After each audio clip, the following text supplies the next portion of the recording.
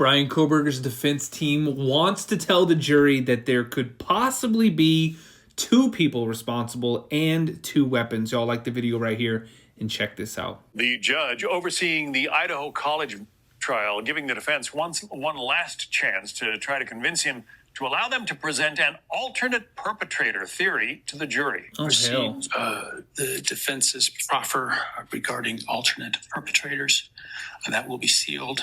Provide me with whatever actual evidence you have that supports those allegations, rather than just allegations. When you hear the judge and Jeanette say, bring me the evidence, it sounds like the proffer didn't include a lot of actual evidence. It just sort of maybe put forward some theories or something. Yeah, it certainly sounds like that, John, and thanks so much for having me. The judge has been pretty clear that they're going to have to meet certain guidelines for him to allow this alternate perpetrator theory in. The defense has already indicated that they're going to go with a theory that there were 2 killers and 2 weapons involved. They have an expert who's going to testify for them that there were 2 weapons involved in these crimes because the injuries to the 4 victims in the case were different and caused possibly by 2 different weapons.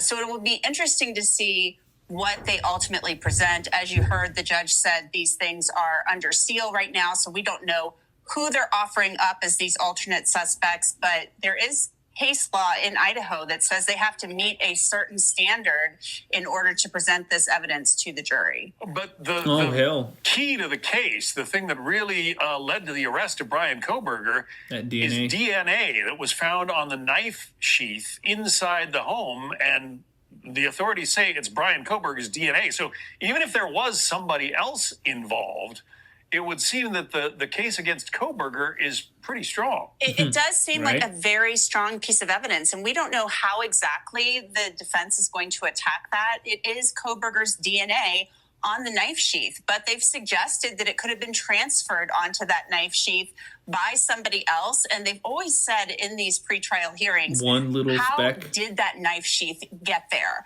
So it will be interesting to see how the defense explains Bryan Kohberger's DNA being on the inner snap of that knife sheath. I actually have one of those sheaths here in my office. I could show it to you in just a second.